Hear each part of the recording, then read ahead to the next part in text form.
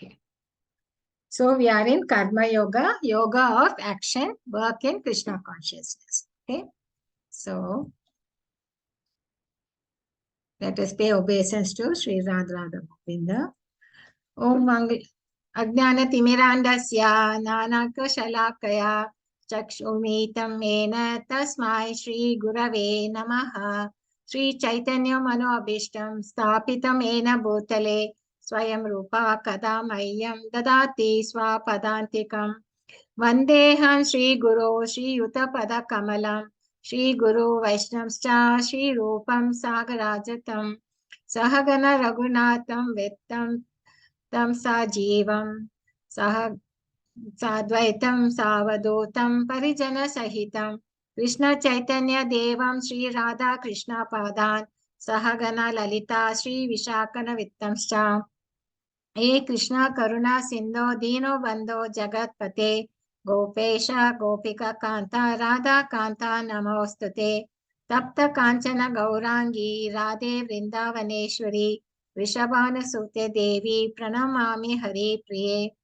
Vancha Kalpatrabhyascha Kripa Sindhave Vacha Patitam Nam Pavnebhyo Vaishnavyo Namo Namaha Namo Vishnu Padaya Krishna Prasthaya Bhutale Srimati Bhakti Vedanta Swami Ti Namine Namaste Saraswate Deve Gauravani Pracharine Nirvishesha Shunyavadi Paschadesha Tarine Jayo Shri Krishna Chaitanya Prabhu Nityananda Shri Advaita Gadadhara Shri Vasadi Gaura Bhakta Vrinda Hare Krishna Krishna Krishna Hare Hare Hare Rama, Rama Rama, Hare Hare. So, what we were doing? We are in the chapter of Karma Yoga, where it starts with Arjuna's confusion. That is renunciation or action. In fact, in the last chapter, so again, it's not that Krishna gave a lot of concepts.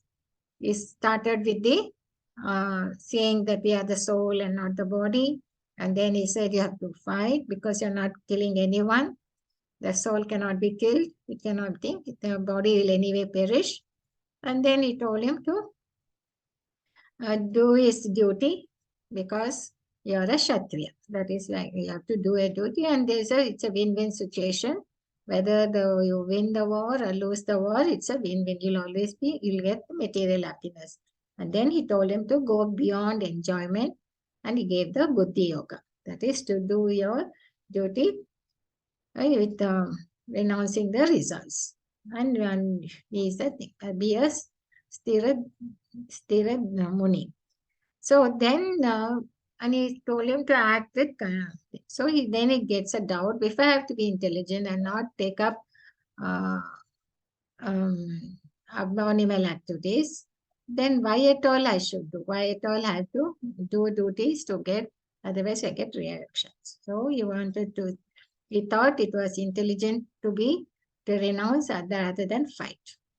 So that starts with that confusion. He wanted to ask Krishna to tell him one thing creatively and not give him so many concepts. Then Krishna is giving two arguments saying that renunciation is difficult. You have to do your prescribed action with detachment. Nishkama Karma Yoga is better. And only then he explains how to go from Karma Kanda to Karma Yoga. Then another argument, if you're a jnani, then he said, are you qualified for renunciation? Even if you're qualified, but still you have to do Karma Yoga to set the right example. Then finally, this is the thing. Lust is a formidable enemy on the path of yoga. So one should conquer lust. It's a science. He finally concludes the chapter with this. So this is the reason that we know the identity, that we are the soul and the body. And he discussed about Swadharma and also gave us the Buddhi Yoga, how to do our karma, our duty without reactions. So, but Arjuna was confused. It was still, that means he was not yet convinced. So he asked him, why you are asking me to do this ghastly warfare? Why are you asking me to fight this? Karmane gorema. So that's what we saw yesterday. And then Krishna. So what was the thing Arjuna thinking? if I do some action, any activity, I get a reaction. Whether it's a good deeds or the papa or punya, there is always a reaction. But so it's better I don't do any action. That means I don't do any activity. That means I won't have any reaction. So this was the thinking which Arjuna was having. That means if I do any karma, then I'll be bonded. What is the reaction? I'll be bonded to this cycle of birth and death. So I'll be entangled here, common thing, because of my activities. And if I don't take any action, that means I take up sannyas and renounce everything, then he thinks there's no reaction. That means he's able to get liberated. So now Krishna's argument is that there are two kinds of spiritualized. That is karma yogis and jnana yogis. So one type of category, they prefer to work, they do seva and all the time for that to please the God, and they want to get liberated from that. The other jnanis, they cultivate knowledge. Through knowledge, they want to please the Lord and take up. So, but when through knowledge, so Arjuna was confused, thinking that intelligence means that to be inertia, don't do any activity. But the Lord says inaction will also lead to reaction. That means inaction, if you do, it's like for your artificially renouncing, your false renunciation. You might be materially, physically inactive, like you see a lot of yogis today, but your mind is still on the sense objects. You're still looking at the sense object. You're still getting attracted. Your mind is still on those. That means you'll be like a mithyachara. You might know the philosophies, you might know the theories, like the scientists and things, but your sense objects, your senses are still, your mind is still on getting attracted to the sense object. So you're not yet renounced fully, you have to give. And why it's so? How you cannot be inactive? Krishna says, our mind. The soul is always active. Whenever they're sleeping or you're awake, physically awake, still your soul is active. Mind is active. Even in your sleep, your mind will be active. Otherwise, you won't get dreams. So you'll be always active. So because of that nature, soul is always being active. It requires engagement. You need to work. So the work is done. As long as you're in this body, you need the work for purification, for engaging the mind. Otherwise, you're always going in the wrong direction. So finally, what we saw in the first thing, Krishna says, you work not for the results. You work as a duty, as a sacrifice, as an yajna. And you work for the Lord Vishnu. So we'll now going to see more about this. What do you mean by sacrifice, he says, and what do you mean by yajna? It's not we in India, we know, yajna means we think homa. You have a fire sacrifice where you offer oblations and thing. It's not that. So we'll see what the Lord Krishna is meaning by yajna and why we have to work for Lord Vishnu. So we saw in verse 8 that performing prescribed duties is better than not working, because soul is always active. Our nature is like that. And as per our nature, we have certain prescribed duties. So we perform that for gradual purification of the heart. Okay, by purifying our desires.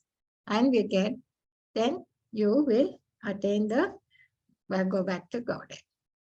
Otherwise, if you renounce without purifying yourself, what happens? You will fall down. So, perform work as a sacrifice to Vishnu, and work causes bondage. Perform for sacrifice to Lord Vishnu, what happens? It's not binding. We are not, no reactions. And we do that under the guidance of a spiritual master. So we gradually elevate and develop transcendental service to the Lord and go back to Godhead. Otherwise, what happens? We are cause the bondage. We are in the cycle of birth and death. And because of the sense gratification, it might be pious activities or impious, but still we are in this cycle of birth and death. So this is what we did. And let us see what comes next. So now in this section, we are going to see how to go from Karma Kanda to Karma Yoga. Okay.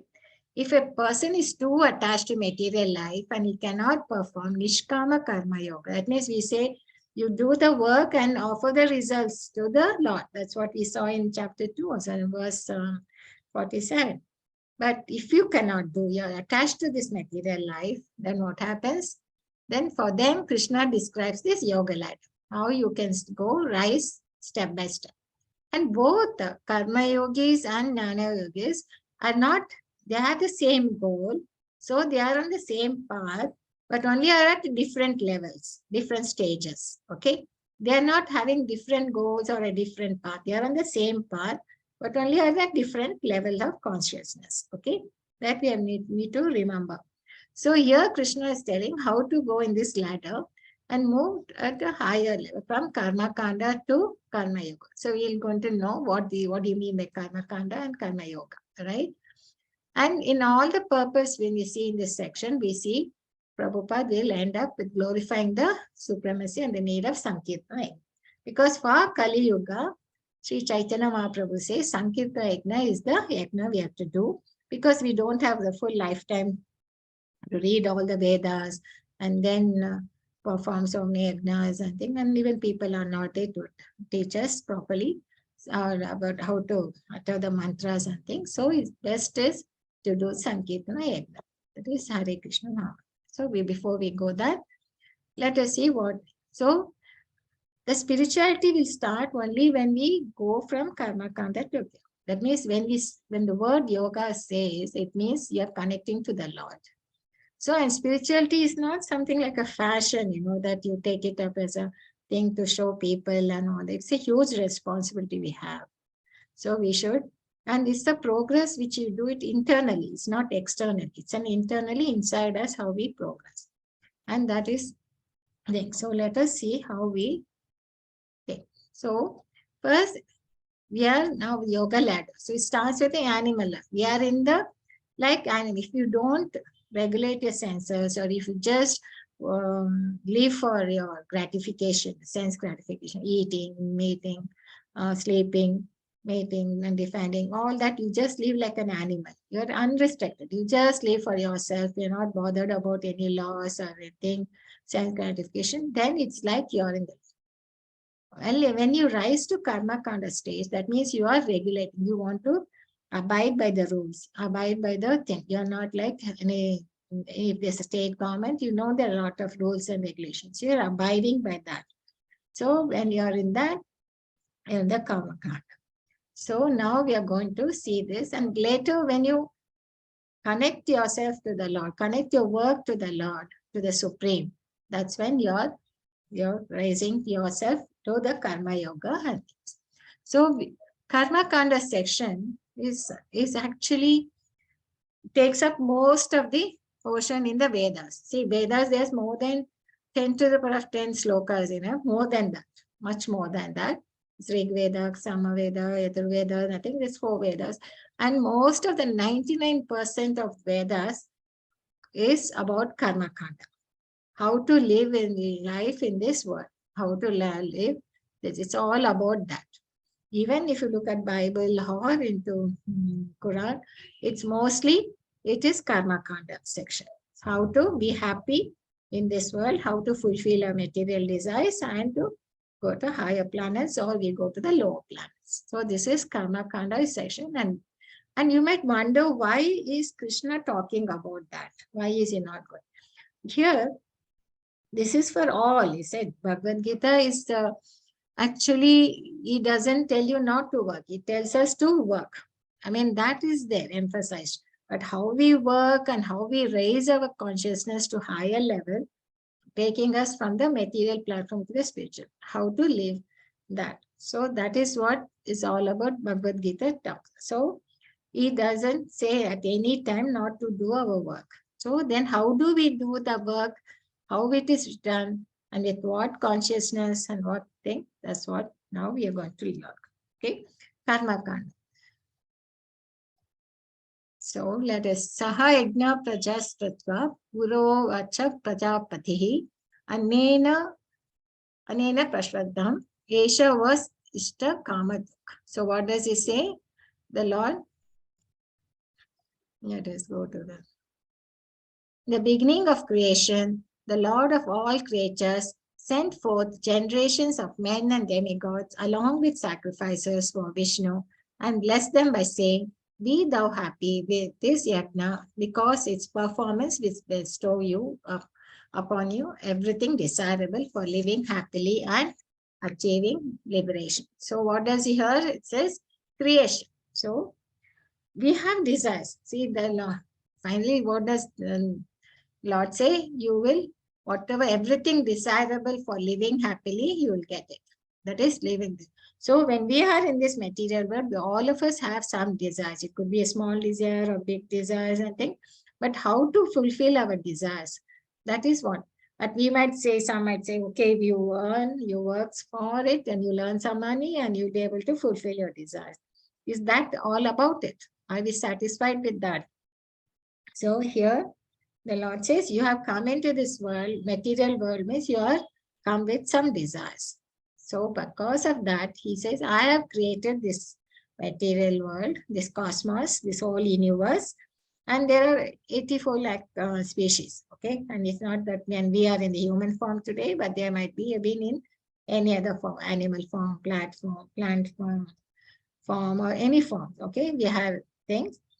And then he has also created demigods along with sacrifices for Vishnu and blessed them by saying, be thou happy by this act because his performance will bestow upon you everything desired. So he has created this thing and for what purpose? It is for us, this material world. So this creation is all for us. And he has given Vedas. I mean, you said, no, it says along with this, you bless. So anything which we create, no, we make a machine or even a mobile, it all comes with a manual, no, how to use it, how to take the benefit of that product, how to do the same way, this material world, which we are in, this cosmos, this universe, how to make use of that. There is a thing, a life manual. So Vedas is the life manual given by the Lord. So, and just study as per the Vedas, if you work along with, and you also created Devatas to handle this universe. And do as per the Vedas, as per the directions, if you do it, perform your desires, your duty, your work, you will get your desires fulfilled as per the given in the Vedas. So this is what here the Lord says, and humans and demigods, why are they created? And what is the purpose? So we are going to see, and how he says, if you satisfy the demigods, then they will fulfill your desires and you can live happily. And finally, you can come to liberation. Okay. So when we see in the purport, so the material creation by the Lord of creatures, Vishnu, is a chance offered to the conditioned souls to come back home. See, we are conditioned souls here because we have forgotten our relationship with him. Once we come into this material world, we forget our identity, that we are connected to the Lord. All living entities within the material creation are conditioned by material nature because of their forgetfulness of their relation to Vishnu or Krishna, the Supreme Personality of Godhead. The Vedic principles are to help us understand this eternal relation as it's stated in the Bhagavad Gita. Vedascha sarvai aham eva vedya. The Lord says that the purpose of Vedas is to understand him. In the Vedic hymns, it is said, Patim Vishwasyama Ishwaram. Therefore, the Lord of living entities is the Supreme Personality of Godhead, Vishnu. Okay. So, what is the thing? The Lord has made this creation, and he has given us the Vedas, and yes, the purpose of the Vedas is to understand it. And with that help, we have to go back. Okay. So, in this is the thing purpose, and what is the purpose of Devatas is given in the next verse. Devan bhavayatnena te deva bhavayantu va parasparam bhavayantaha shreya param avasthati. So demigods, being pleased by sacrifices, will also please you, and thus by cooperation between men and demigods, prosperity will reign for all. So, how do you think? So we know now this creation is by the Lord, and we are and we have to please the demigods. And who are the demigods? We see they are the. So anyone can read this. Demigods being pleased by sacrifice also please you, and thus by cooperation between men and demigods prosperity. So anybody can volunteer to read this. Who are the demigods? Purport. The demigods are empowered administrators of material affairs. The supply of air, light, water, and all of the other benedictions for maintaining the body and soul of every living entity is entrusted to the demigods, who are innumerable assistants in different parts of the body of the Supreme Personality of Godhead. Their pleasures and displeasures are dependent on the performance of yagnas by the human being. Some of the yagnas are meant to satisfy particular demigods, but even doing so, Lord Vishnu is worshipped in all yagnas as the chief beneficiary. It is stated also in the Bhagavad Gita that the Krishna himself is the beneficiary of all kinds of yagna. Bhoktam yagna tapasyam. Therefore, ultimate satisfaction of the yagnapati is the chief purpose of all the yagnas. When these yagnas are perfectly performed, naturally the demigods in charge of different departments of supply are pleased, and there is no scarcity in the supply of the natural products. So here the Lord says the demigods are the administrators. Just like when you have a government, you will have a different departments, a department for health, you have a department for education, department for human resources, and a department for defense, and so many portfolios are there, right? And you have ministers to take care of them. Same way, this whole universe, the cosmos thing, there are a lot of devatas. We call them as devatas and the demigods, and they have gained some specific powers, and they have a specific body, and they live in a specific place, and there are certain functions they have to take care. So they take care of the administrative services, and this is how the whole universe functions. That is their functionality. So the Lord says here you have to cooperate with them because they are taking care of the nature without the supply of the thing, because we get food from the nature, from the earth, Mother Earth, and they supply the rain, and Mother Earth gives us the food. So the rain, the air, the water, everything which is being given by them, that even the intelligence, even the learning, the light, moonlight, Surya, Chandra, Varuna, justice, everything. So those who have the supply of air, sunlight, moonlight, is all they provide that to humanity so that we survive. They assist the Supreme to run the whole cosmos in a smooth manner, right? So when they say they are actually personality, they are not fiction. They are not. So they are a thing, and then as a reciprocation, we should perform sacrifices to satisfy. Here, the cooperation. See, that cooperation is the principle which Krishna emphasized. And even in today, we can't live independently. We are dependent on so many things, on others, isn't it? We can't live all alone on our own and think. There are so many things we depend on others, on other living entities, on the nature and all that. So here we have to cooperate with them. Even in a teamwork, when you have to cooperate with others, to get some benefits and to get certain work done. In the same way here, we have to cooperate with the demigods because they are supplying us. They are supplying the necessities for our living. And so we need to, in reciprocation, we should perform sacrifice to satisfy them.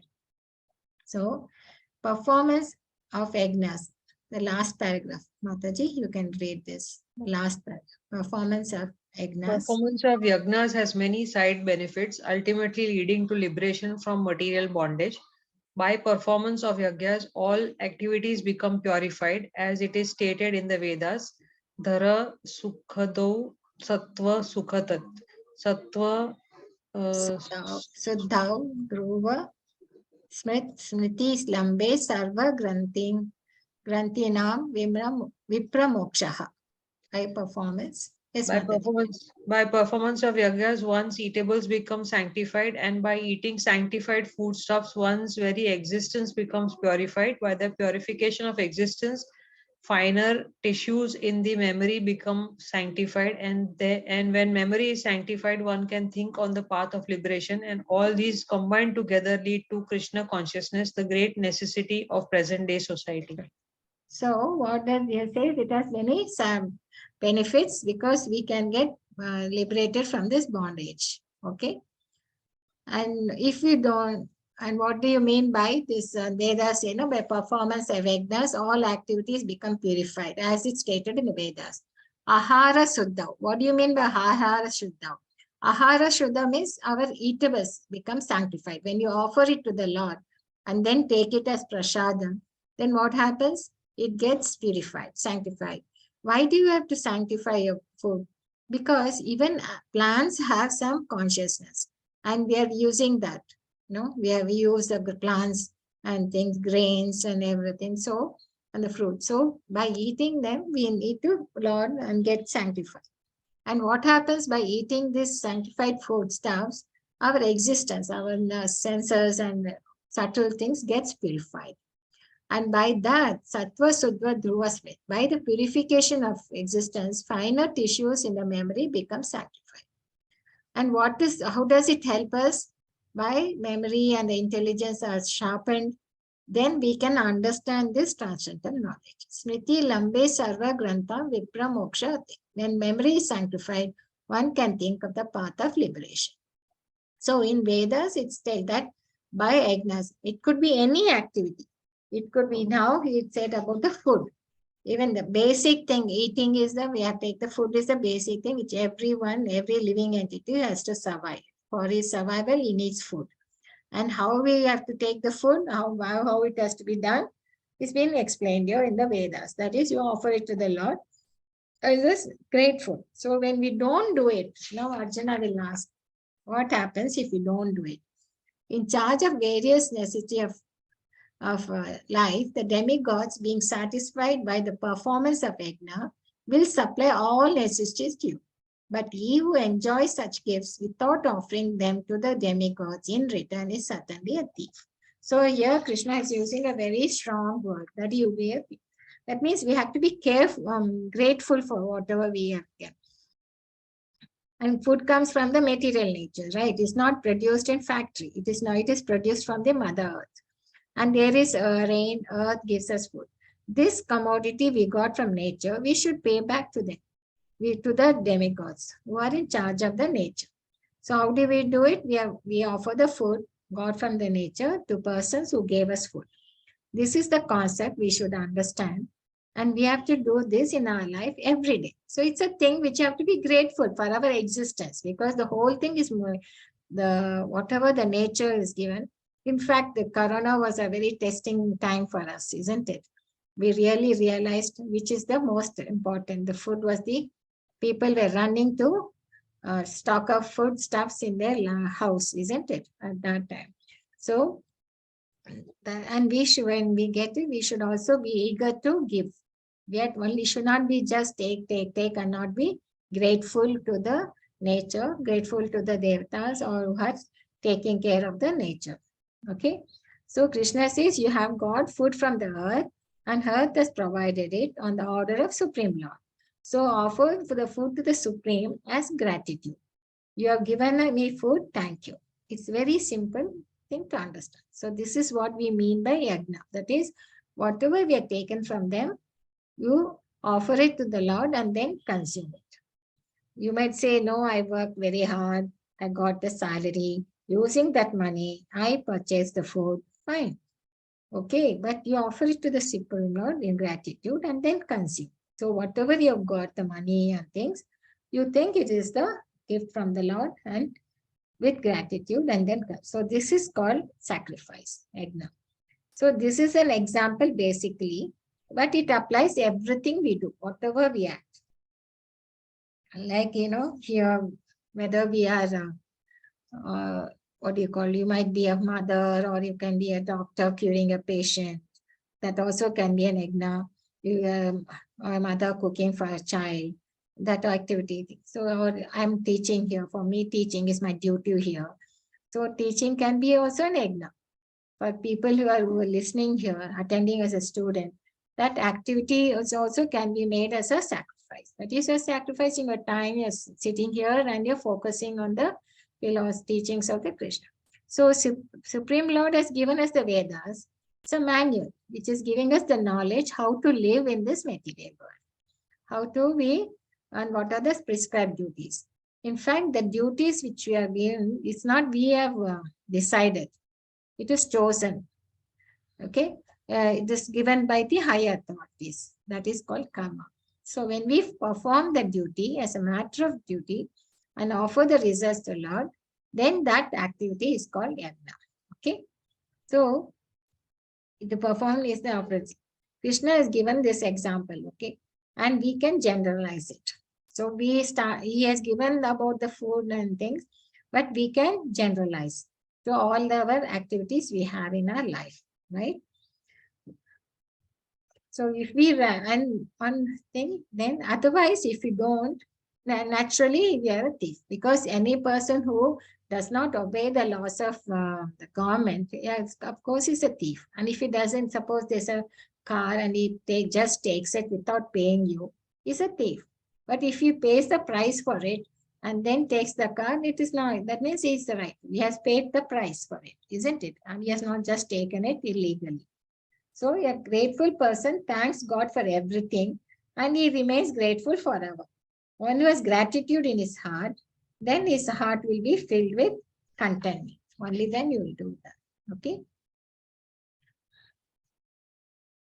Suppose we are thinking that is, if you don't perform a sacrifice, that if you just be karma kanda, you just do a duty and think, and you're not thinking of the Lord, only doing it for yourself. So, and but in karma kanda is you are going as per the Vedas, you are doing it in a regulated manner.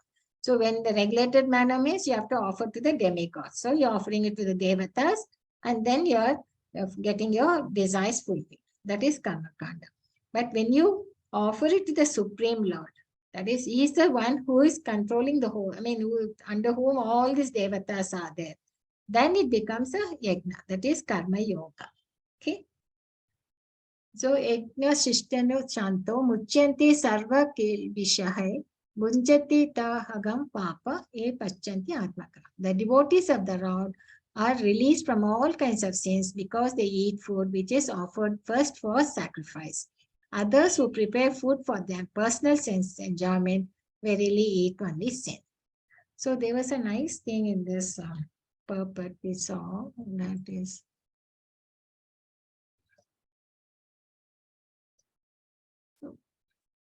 we should think here.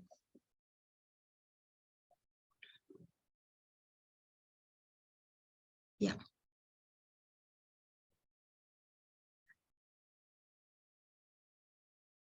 One should know, however, that all necessities of life that the human society requires are supplied by the demigod agents of the Lord. So no one can manufacture anything. All the eatables are for human society. These eatables includes grains, fruits, vegetables, milk, sugar, etc. For people also eat eatables for the non-vegetarians, like meat, I think, which can be none of which can be manufactured by men. Okay. But other minerals, like, that sunlight thing is also given by the devatas. Even for our manufacturing enterprises, we require raw materials like metal, sulfur, mercury, and all these minerals are given by the Mother Earth, that is by the nature. So none of it, we are only changing it to a different form. Okay. But nothing we have been creating it ourselves, right? So that is why he says that if we forget the purpose of life and simply take supplies from the cause sense gratification, we get more entangled in the material existence. So we should understand that the purpose of creation and the Vedas or the regulations are there and devatas are there. And if you do as per the regulation, you fulfill your desires in the rightful manner, then it is you are not having any reactions. Okay. So when offer it to the Lord after the performance of yajna, you get. Then in the next, devotees are released from all kinds of sins because they eat food which is offered first for sacrifice. Others who prepare food for personal sense enjoyment verily eat only sin. So there, what happens? It acts like a immunity for us. This eating prasadam will be very this thing. Okay. So verily eat only sin, right? Annad bhavanti bhutani parjana anna sambhava yajnan bhavati parjanya. So after talking about sacrifices, yajna, now Krishna is talking about the cycle of sacrifice. All living bodies subsist on food grains which are produced from rains. Rains are produced by performance of yajna, and yajna is born of prescribed duties. So he is talking about the linking, how everything is linked to the Lord. That is, from the Supreme Lord, we have got the Vedas. And from the Vedas, we have got the prescribed duties. And these duties are not given by the higher authorities, as we said. And we take this example of cultivating food, agriculture. And when you do the agriculture, you need the rains. And from the rains are given by the Devatas. You do the sacrifice, you get the rains. And from the rains, you get the grains. And what we do, the grains, you have the foodstuffs, and then you offer it to the Lord. So this is how the cycle of sacrifice is. That is, it just, everything is given by the Lord, Supreme, and finally, and it could be any activity. And we have just taken the example of eating, or example of cultivating foodstuffs. It could be any activity where you can see ultimately it is the cycle. And you have to even none, you should not miss any stages in this cycle. Okay. It's all important. It's all linked together. Karma Brahma Vidhi Brahmaksha Samudvam Tasmat Sarva Gatam Brahma Nityam Eng. So regulated activities are prescribed in the Vedas, and the Vedas are directly manifested from Supreme Personality of Godhead. Consequently, the all-pervading translates eternally situated. So here in the purport, there are three technical words which we need to understand. It says, if you don't do as per the Vedas, your actions, it's known as vikarma. And if you do as per the regulations in the Vedas, it's prescribed duties, it's the karma. But when you do it as a sacrifice, then it becomes a work as a sacrifice, that is karma yoga. Okay. So we keep talking about this philosophy, we should clearly understand. This is what the Lord is telling, that the Vedas are like codes of directions. It gives us a directions, and if you do it as per the Vedas, it's the prescribed. That is, you're doing your karma kanda. You're in that stage of karma kanda. But if you do it as a sacrifice, and you don't bother, naturally your material desires will get qualified, but you are thinking about the Lord, because it's everything done for the Lord. Okay. We can take an example, like suppose a child has a desire to eat chocolate, okay, and she goes to the shop and steals it. She doesn't pay for the chocolate. So that is like a sinful action, right? She has not done, she has not paid, and she has done in a wrong way. So it's known as the vikar, right? But she goes to the shop and she pays for the money, she pays for the chocolate, and she takes. That is, she has done the right way. Okay, she has paid for it, and she has taken it, and she has fulfilled her desire. So that is karma. Okay. But if she goes and buys the chocolate, and then what she does, she will offer it to the Lord and then take it as prasad. So then what happens? Then she is thanking the Lord for giving the chocolate. Okay. So that gets it. So then the desire gets purified. So how we do it, this is what here the whole philosophy, the underlying philosophy. People today say, I do not want to study Gita. But if they don't study Bhagavad Gita, people will not know how the nature is working, how the cosmos is designed. So when we unknowingly break the laws, then we do I mean, some reactions come to us. We suffer like anything. We don't understand. Sometimes many people think, why this is happening to me? Why that is thing? And there are a lot of things goes on in our mind. Okay. So Krishna is saying to Arjuna, I am not encouraging you to do vikarma, not to do karma kanda, but to do karma yoga. So he's telling him, when he's telling him to fight, he's telling him to fight as a duty. And you do it for the Lord. Prescribed. That means you fight for the Lord, right? So he's not telling him to do, the fighting is not a vikarma, it's not sinful action, because it is a duty being given by the Lord. It's been the activity to be done because of the thing. For religious, dharma is fighting, right? And then you just fight because you're a Kshatriya means it's a karma, as in the karma kanda. But if you go beyond that, that is, you just do the duty for the Lord. That means it's the karma yoga. So now Krishna is telling, I'm not telling you to do vikarma nor karma kanda, but to do karma yoga. So karma yoga is sacrifice to the Supreme Lord. Karma kanda is sacrifice to the demigods. You are only stopped with that. You do as per the Vedas say, right? But now the question comes, okay, my dear Arjuna, one who does not follow in human life the cycle of sacrifice thus established by the Vedas certainly leads a life full of sin. Living only for the satisfaction of the senses, such a person lives in vain. Okay? So we're just living for your own sense gratification is not enough. Now we look at, now till now he gave the philosophy, Nishkama Karma Yogi may conclude, my prescribed duties are meant to bring material reward, but I do not have any material desires in this life, nor do I desire Svargaloka. I know I am not this body. So why should I need to perform my prescribed duties? I mean, this was the question which Arjuna asked. I don't have any. I don't want the kingdom. I don't want even the Svargaloka. I just want to not fight. Why should I need to perform my prescribed duties? So we are going to see how explains one freed from material desire should nevertheless perform. So this is the jnani. See, he talked about jnani, no? Jnani is karma jnana yogi and karma yogi. So they don't have. Do those jnanis have any duty? So here Krishna says that for one who takes pleasure in the self, whose human life is one of self-realization and is satisfied in the self, only fully saturated, for him there is no duty. When you say no duty means because he has no material desires.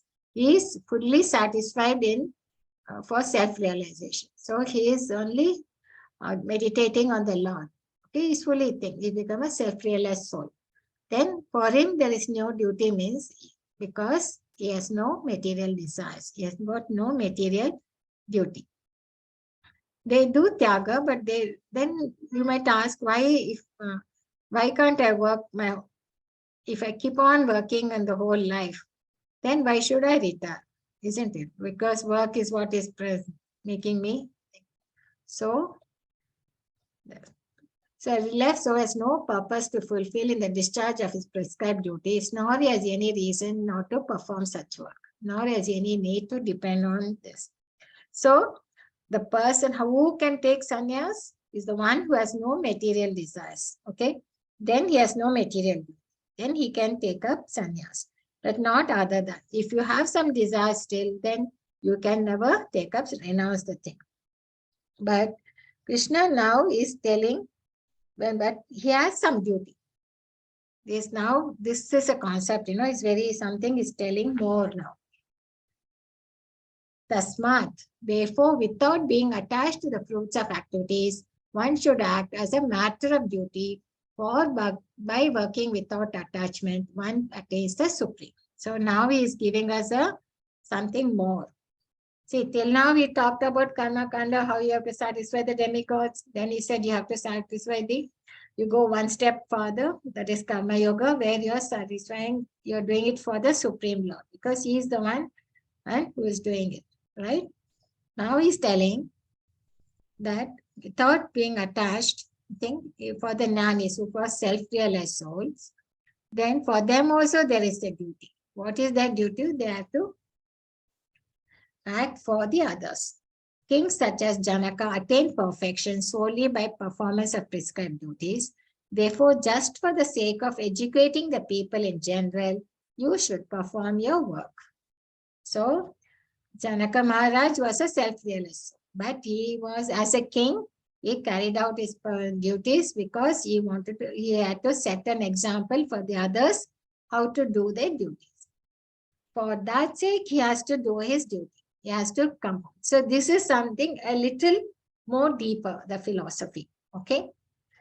So when whatever action, so this is, I think we'll take one more verse and then we'll end this. So we'll see what Prabhupada writes in it.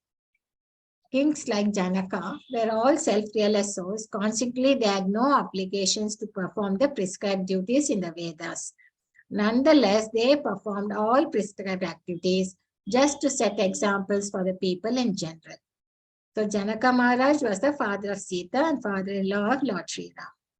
So being a great devotee of the Lord, he was constantly situated, but because he was the king of Mithila, he had to teach his subjects how to perform prescribed duties. So Krishna is now asking us to go one step higher. It's a deeper philosophy, right? I mean, we were in the Karma Kanda, do as per the Vedas, you have the duties, you can't escape the duties. But then he said, you do it perform it as an yajna, that is Karma Yoga. And then he asked us to go in a step further to perform it as your duty. Okay, and so even if you are in self-realized, you have reached perfection, but still you have to set an example. So here he's telling Arjuna, I know you are qualified to renounce. Fine, you have no material desires. You have already said that you don't want to go Swargaloka or your thing, and you don't want a kingdom, and you have no desires. Okay, you are qualified to renounce, but you are in this battlefield, and there are thousands of soldiers around, and they all look up to you as a hero. You are a hero to them. And they will see how you fight and how you think. You have become a hero to them. And if you abandon the battlefield and go, they will follow your path. They will just follow, oh, Arjuna is thinking that he must be right. Let us also go. But are they qualified to renounce? Have they given up? Have they become thing? They are not perfect, isn't it? So they can't. So Arjuna says, no, they are not yet perfect. So they still have material desires. They have not purified their desires. So you have to stay in the battlefield and you have to do your duty. And it's not for yourself, because you are setting an example for the people around you. So for that sake, you have to perform your duty. You have to fight.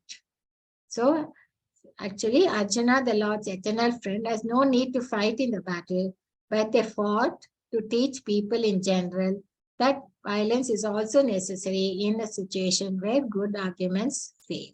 Okay, so this is what thing it's all about. So we will go more about it in the next verse. Whatever action a great man performs, common men follow. So and whatever standards he sets by exemplary acts, all the world pursues. Okay, so this is the answer to Krishna. Arjuna says, no, that where if I do a sinful reaction, there'll be a loss of tradition. That means the dynasty there'll be destruction of dynasty. So for that, the answer is given here by the Lord, saying that you perform, you set an example for the others, so that whatever the way you perform your duty, the other men will follow, and they won't be, there won't be any destruction of dynasty. Okay. So this is like, do the duty even if you don't like it, because not doing it only will be disastrous. By telling this, Krishna is answering the fourth doubt, right? Tradition is not. One more thing we can realize here from this, I think I'll stop with this. I'll just let you reflect on this. I mean, this is not okay, he gives us a higher instruction now, higher than what he told, right? He is going deeper into the philosophy. But The highest is still going to come in the later chapters. But this is the higher philosophy and how he goes, how he's telling Arjuna in a step-by-step manner, logical manner. So we'll stop with this.